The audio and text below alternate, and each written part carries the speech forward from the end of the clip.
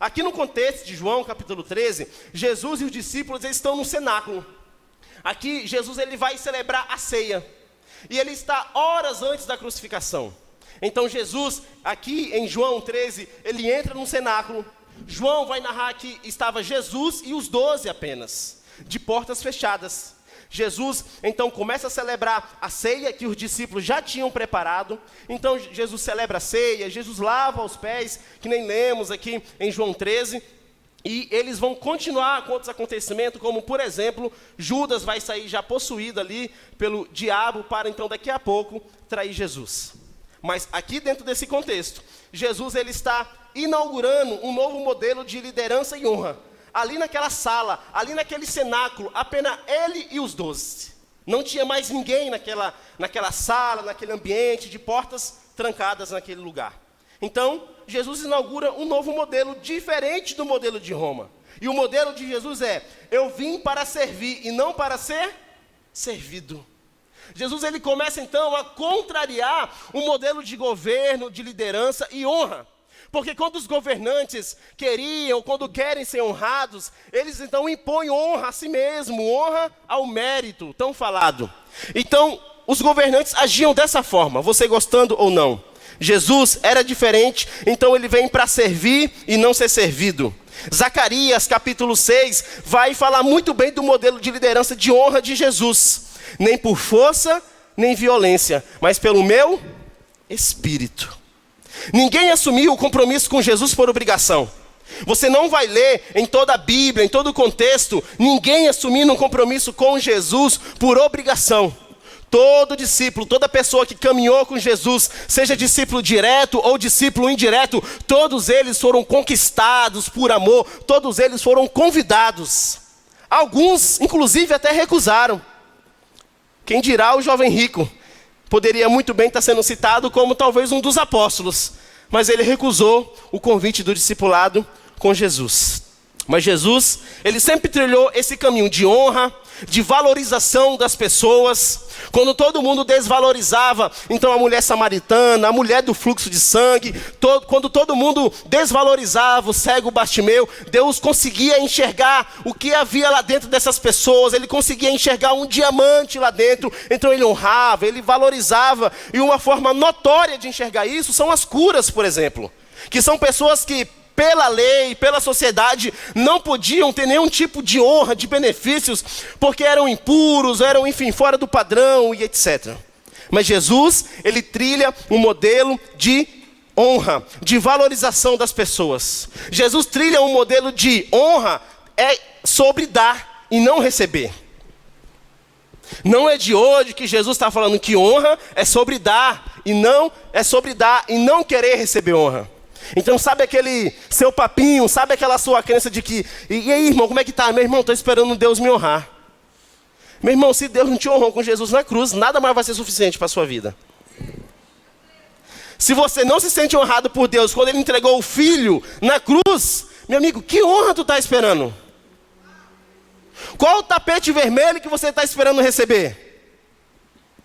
Me diz, qual a festa que você está esperando para você entrar, para você ser o centro das atenções? Ei, não vai chegar esse dia. O dia que você foi mais honrado na sua vida, já aconteceu lá na cruz. Você foi honrado demais aquele dia, por isso você está aqui. É uma honra você estar aqui, é um privilégio você estar aqui. Então nós aprendemos, ou precisamos aprender a honrar. Por isso esse é o tema da mensagem, aprendendo a honrar. Nós fazemos parte de uma geração que vive uma teologia coach, uma teologia que tipo, você pode, você consegue, Deus vai te honrar.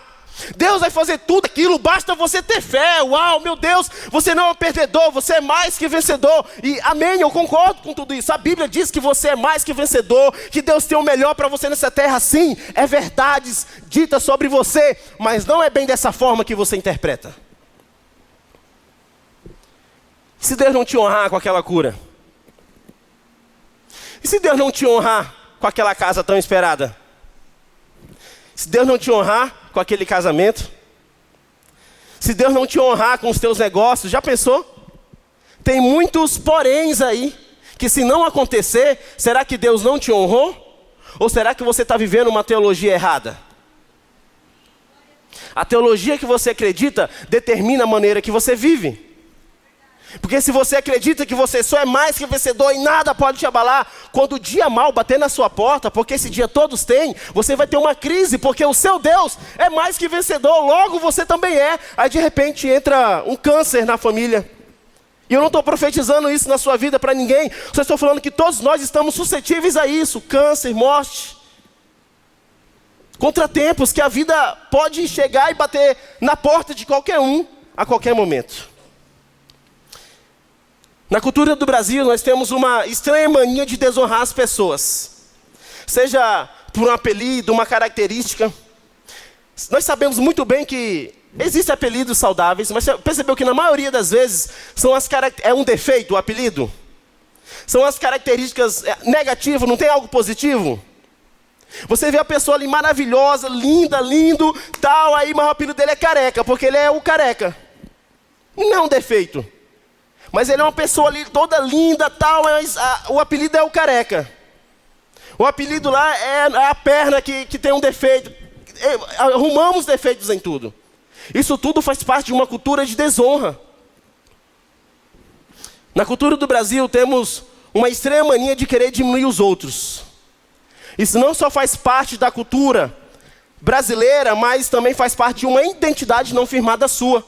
Porque quando você precisa diminuir o outro para você se afirmar, logo, logo o problema não está no outro, está em você.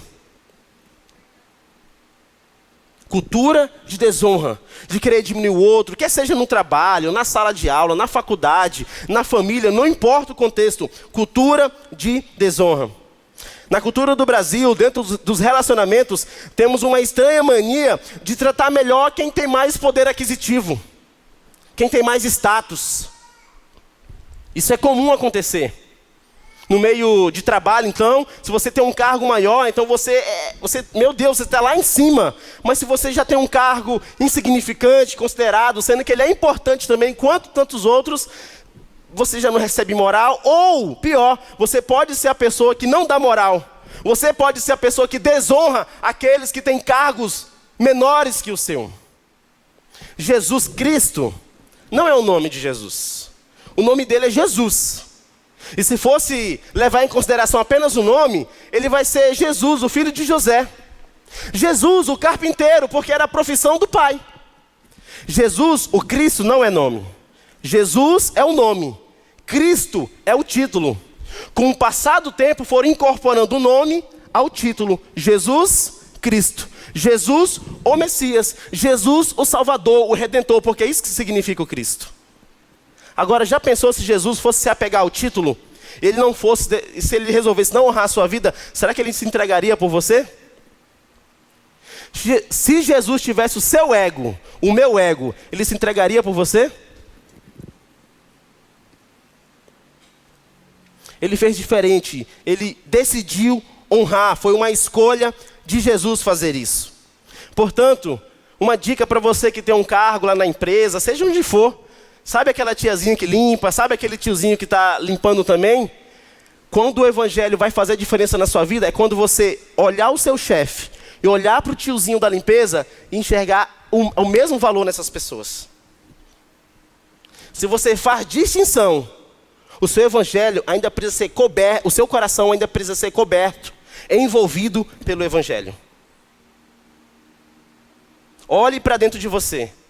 Olhe lá no seu ambiente. Se você trata pessoas com diferentes status, de diferentes formas, o evangelho precisa alcançar mais um pedaço do seu coração.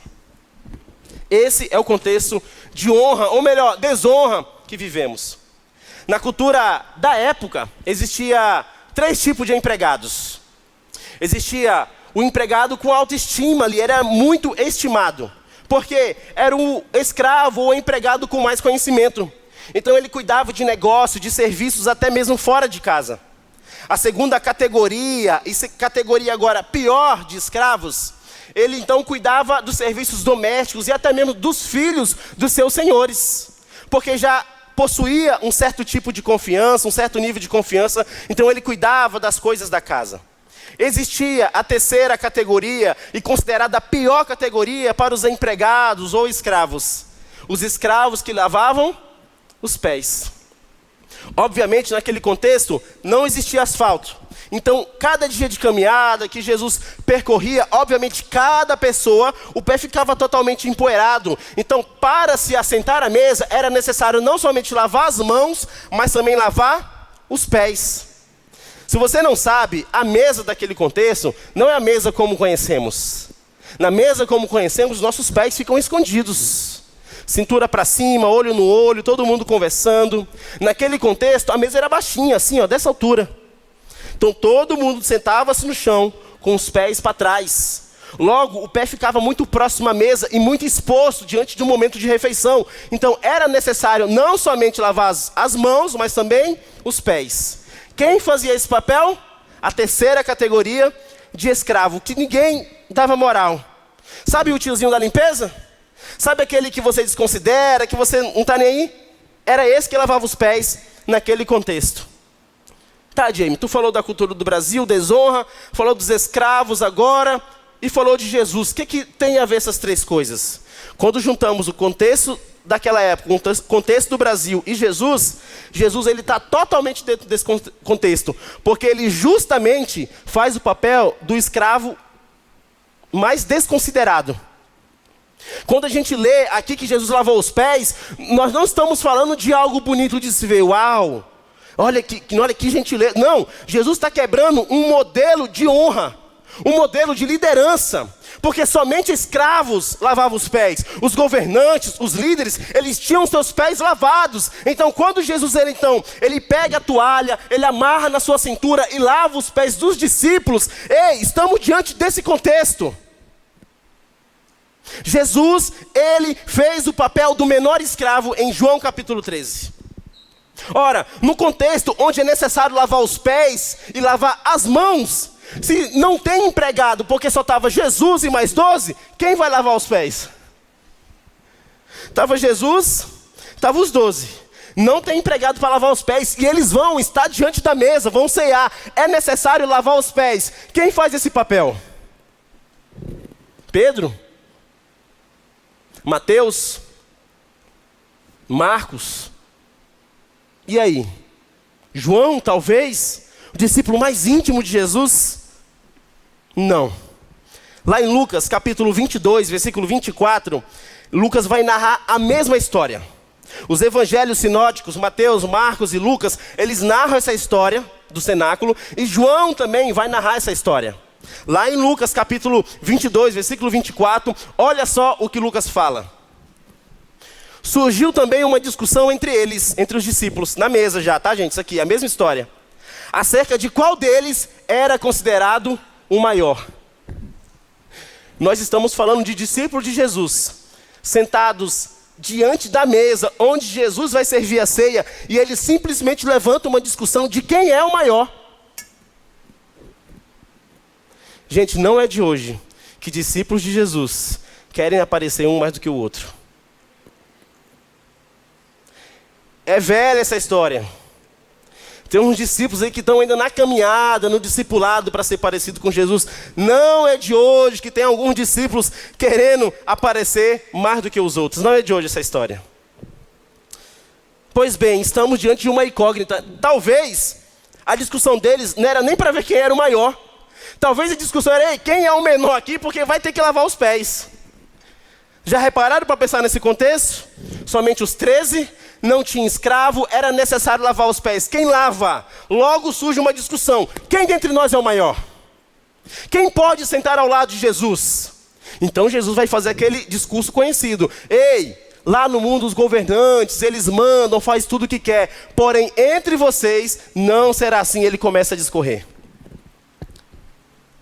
Estamos diante de uma incógnita. Como é que Jesus resolve essa questão? Ele mesmo vai lavar os pés. E aqui ele estabelece um modelo de honra, um modelo de liderança, um modelo de governo segundo o reino de Deus. Sabe aquele medinho que a gente tem de ser humilhado? Sabe aquele medinho que a gente tem de não ser reconhecido? Isso tudo também é um problema de falta de identidade. Porque quando sei quem eu não sou, eu tenho medo de ser o escravo menor. Sabe quando alguém pede assim, tu pode lavar aquele banheiro ali para mim, por favor? E aquilo, tipo, banheiro? Não, o banheiro? Você até vai, mas você ficou ofendido. Sabe por quê? Você não sabe quem você é em Deus. Você já pensou se Jesus tivesse problema de ego? Gente, Jesus ia falar assim, gente, pelo amor de Deus. Gente, não é possível que eu vou ter que lavar esses pés. Se fosse lá no Pará, Jesus ia falar algo parecido que tem aqui em Joinville. Se ele visse todo mundo estava falando, quem quer ser o maior, ele ia falar assim, égua, tu é doido? Para não vai ter um cristão aqui para poder lavar os pés. Já ia falar revoltado, que lá é assim. Jesus ele resolve tomar a frente. Gente, só que preste atenção. Eu estou falando de Jesus. Eu não estou falando de um empregado que estava disponível para lavar os pés dos discípulos, não. Eu estou falando que Jesus, o líder daquele lugar, Jesus, o bom pastor, Jesus, o Cristo, o Messias, o Salvador, o Redentor, esse Jesus, ele resolve se despir. Ele resolve deixar o seu ego de lado. Filipenses capítulo 2, versículo 5 até o versículo 8. Filipenses 2, do 5 ao 8. Assim, na forma de homem, humilhou-se a si mesmo, entregando-se à obediência até a morte. Eu estou lendo o 8, é do 5 ao 8, vou começar do 5. Tende em vós o mesmo sentimento que houve também em Cristo Jesus, o qual, tendo plenamente a natureza de Deus, não reivindicou o ser igual a Deus, mas pelo contrário, esvaziou-se a si mesmo, assumindo plenamente a forma de servo e tornando-se semelhante aos seres humanos. Assim, na forma de homem, humilhou-se a si mesmo, entregando-se à obediência até a morte, e morte de cruz. Gente, Jesus não lavou os pés para aparecer. Antes de lavar os pés, ele já tinha renunciado à glória que era dele mesmo. Por isso que o verbo se fez carne. Jesus, durante toda... Ele não resolveu honrar só naquele momento. Jesus, quando ele decidiu renunciar à glória do Pai, ele já estava começando a dar aula dele sobre honra, sobre liderança, sobre governo. Então ele renunciou à glória. O verbo se faz carne. E o verbo que se fez carne, ele é um escravo menor que lava os pés dos discípulos. Diante do modelo do mundo, esse modelo de honra não tem lógica. Esse modelo de honra, de liderança, não tem lógica. E existe uma disfunção, principalmente entre a igreja. Existe um pressuposto errôneo, existe uma mentalidade errada da nossa parte. Dentro da igreja, um modelo de liderança errado que por muitos e muitos anos foi ensinado sim, principalmente pelos pastores. Eu não estou citando nomes específicos, eu estou falando da igreja geral, principalmente a igreja brasileira. Sabe qual é o modelo de honra correto? Até então pregado, eu sou seu líder, você deve me honrar. Como assim no meu aniversário tu não vai dar nenhum presente para mim? Tu não marcou nem o meu arroba lá na fotinha no Instagram, meu Deus, isso é uma desonra. Ei, eu sou o seu pastor, você deve me honrar. Você não pode dizer não para mim. Muitas vezes era um peso colocado até mesmo contra a própria família. Talvez alguém que está aqui sentado já vivenciou isso. Você tem que decidir entre a sua família ou o que o pastor falou agora. E agora vira aquela confusão. Uma mentalidade de honra errada. Foi ensinado sobre honra errada. E a honra parte de cima para baixo. Porque quando eu vejo que Jesus ele estabelece esse modelo, logo eu devo me colocar dentro desse modelo. Então, Jesus não falou, ei, vem alguém lavar os meus pés aqui. Jesus não falou isso. O modelo que ele estabeleceu, ele mesmo começou isso. Ele não pediu para alguém começar. E tem mais, João capítulo 13, ele vai finalizar falando assim, agora felizes são aqueles que vão praticar essas coisas. Eu não estou falando para você deixar de honrar seus pastores, seus líderes do seu GC, que está ali toda semana com você. Eu não estou falando isso. Pelo contrário, Hebreus capítulo 13, versículo 7 fala, imitai a fé dos seus pastores, seus líderes, ou seus mestres em algumas versões. Imitai, ele paga um preço por você. Ele te ensina, ele gasta tempo para ensinar você, ele está disponível. Então, meu Deus, honre ele. Imite essa fé, imite essa fé dele. Honre de uma forma que seja uma honra recíproca. Não uma honra doente, uma honra doentia. Não é assim que funciona. Então, eu não estou falando para você deixar de honrar o seu líder, os pastores aqui dessa casa que nós temos, pastor Tiago, pastora Daiane, pastora Sara, pastor Edésio, pastor Tony, pastor Jeff. Gente, nossos pastores são dignos de honra. Devemos honrá-los, sim, mas não com a mentalidade errada. Eu lembro do encontro com Deus que eu fiz. O ano era 2008, há 15 anos atrás. 15 anos atrás, eu estava fazendo encontro com Deus lá em Vila Rica, Mato Grosso, isso aqui. E eu estava lá recebendo nessa ocasião. E daqui a pouco, nós estávamos na igreja presbiteriana lá. E o prefeito da cidade pertencia àquela igreja. Daqui a pouco, nós estamos ali recebendo, sentados, ouvindo, tem as ministrações. E tem um momento ali de que você serve a água, se você quer, você levanta a sua mão, alguém vai te servir uma água para você.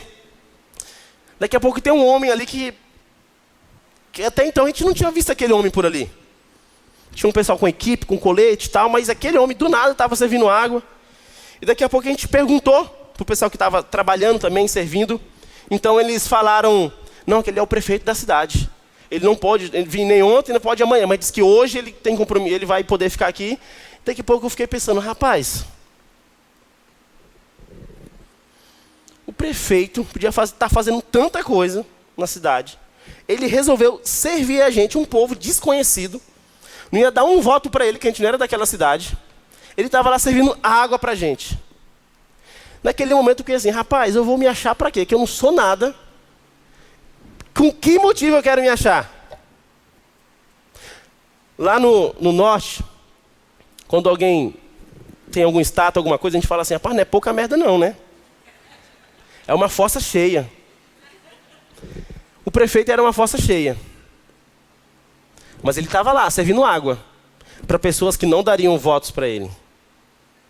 Muitos de nós que não têm cargo de relevância nenhum, às vezes não cede um banco para alguém no transporte público, em algum lugar. Se alguém pede, pega uma água, gente. Ah, vai tu, não sei o quê. Gente, pelo amor de Deus. E tu, que é uma fossa vazia? Não quer servir um copo de água para ninguém? Lembre-se, honra não é algo a ser exigido, e sim a ser entregue. Toda pessoa que é decorada ou condecorada até então, nenhuma delas foi condecorada por algo que fizeram para ela, mas porque ela entregou algo. Um prêmio Nobel, alguma coisa, ela fez algo e por isso estão dando essa honra para ela. Quando eu olho para esse modelo de honra de Jesus, tem uma frase do escritor Filipe Bartoievski. E ele fala assim, não vejo problema de falarmos em honra, desde que estejamos com a toalha nos ombros e não com os pés na bacia. Não vejo problema de falarmos em honra, desde que estejamos com a toalha nos ombros e não com os pés na bacia. Foi esse o modelo de liderança de honra de Jesus. Timothy Keller, um pastor presbiteriano que faleceu recentemente, pastor da presbiteriana lá de Nova York, ele vai escrever assim, a humildade que brota do evangelho traz verdadeira alegria. E só o evangelho vai fazer com que a gente coloque toalha nos ombros. Se depender do seu ego, se depender da cultura desse mundo atual, você vai ser a pessoa que vai querer estar com o pé dentro da bacia, não com a toalha no ombro.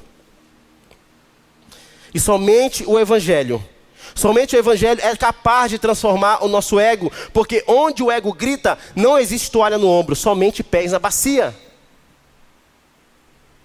Onde o ego grita, você nunca vai conseguir lavar os pés de ninguém, porque você se acha demais. Tem ego demais e evangelho de menos aí dentro.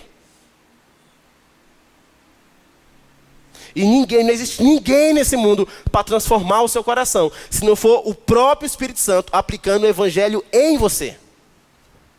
Não é essa pregação por si só que vai mudar a sua mentalidade.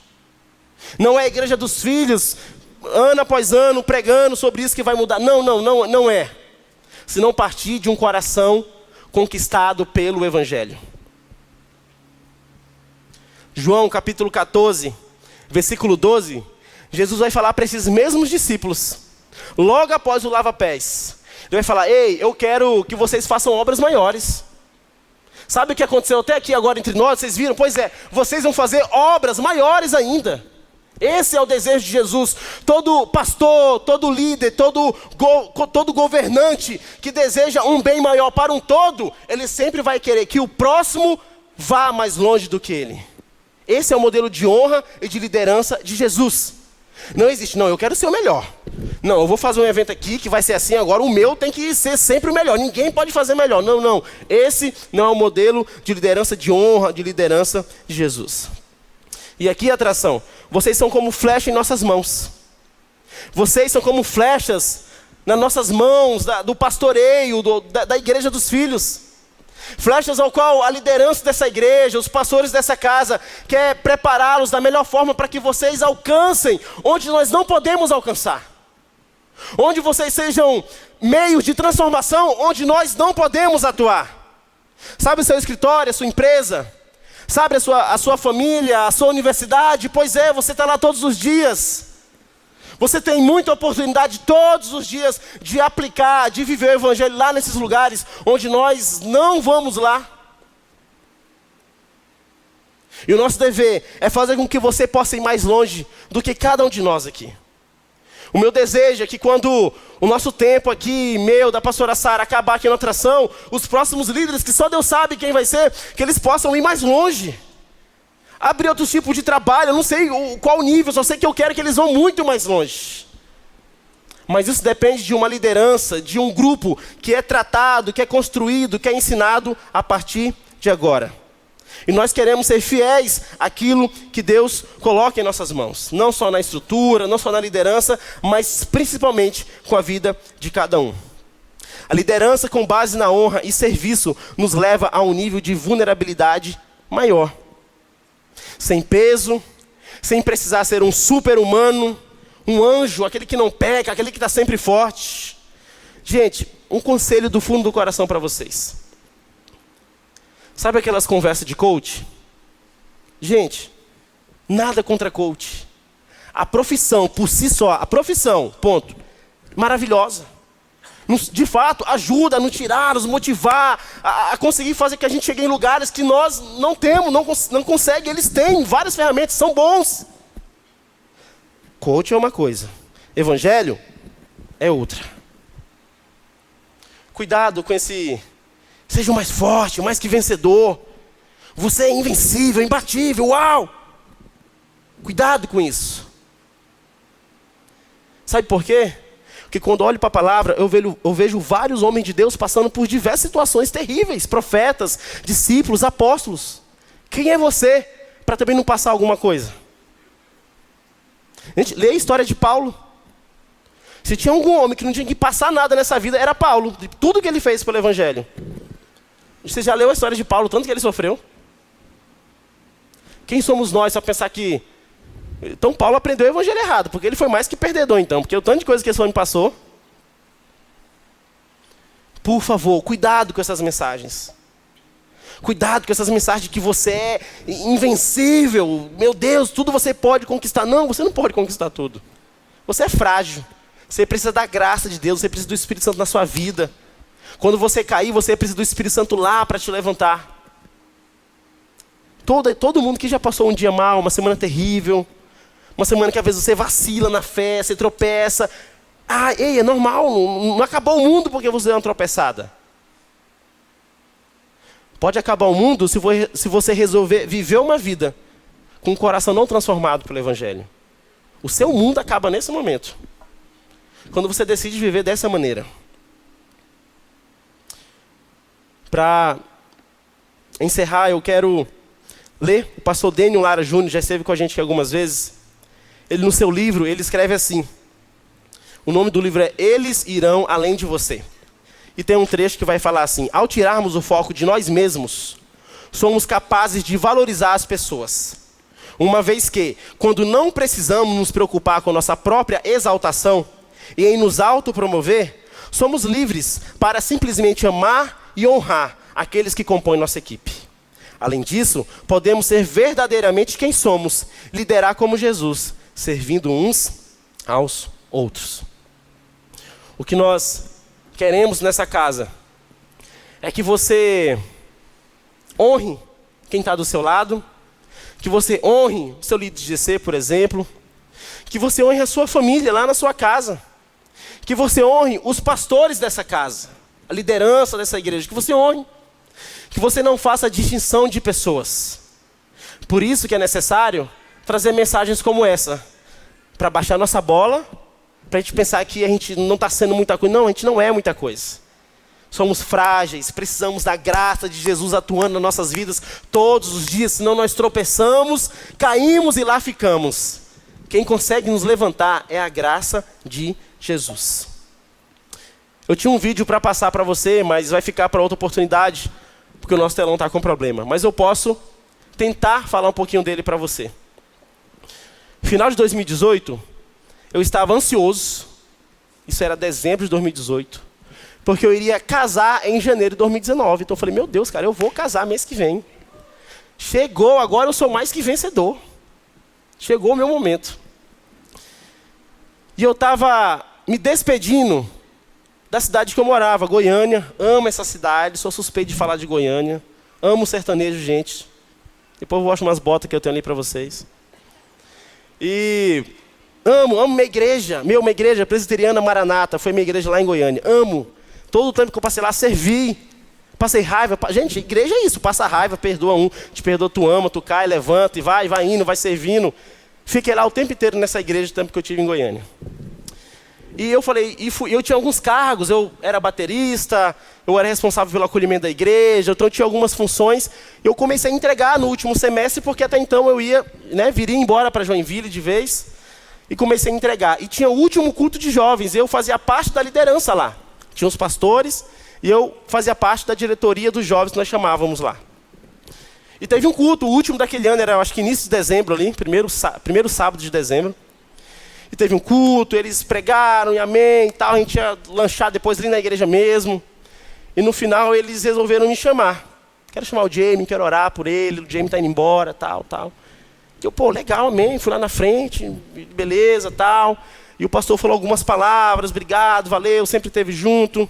E ele falou, e ele do nada colocaram uma cadeira para mim, agora você senta. E ele falou, nós queremos que o Jamie vá debaixo da bênção, nós queremos que ele vá assim, mesmo com o coração grato, feliz pelo tempo aqui em Goiânia. E eles começaram a me honrar. Começaram a lavar os meus pés lá. Eu não sabia disso. Eu não era pastor naquele lugar. Eu era um voluntário, assim como muitos dessa casa, assim como sou hoje aqui nessa casa. Mas eles, do nada, resolveram fazer isso. O vídeo mostra o meu pastor, inclusive está aqui em Bombinhas, veio fazer um casamento aqui, me ligou hoje. E ele mostra o pastor falando de mim e tal. Ele falou, a galera que quiser orar pelo Jamie, vem cá e vê uma galera lavar os pés, orar e tal. Eu falei, cara, obviamente eu não sou digno daquilo. A questão do vídeo era mostrar que quem estava sentado era um servo e quem estava em pé era um pastor. Se eu fosse seguir a lógica do mundo, o meu pastor tinha que estar sentado e nós tínhamos que estar lavando os pés dele, eu ia embora, era uma oportunidade única de a gente fazer isso, e enfim. O vídeo então acaba ali e toda uma galera vem orar comigo e despedir, e, enfim, foi um tempo de Deus especial demais para a minha vida. Hoje eu prego sobre honra, não é porque eu sou bom para falar sobre honra, nem considero isso. É porque me ensinaram sobre honra. É porque eu levei a sério para praticar o que é honrar os outros, não fazer distinção de pessoas. Quando pregamos sobre honra aqui nesse altar, é porque acreditamos naquilo que pregamos. E pregamos aquilo que vivemos.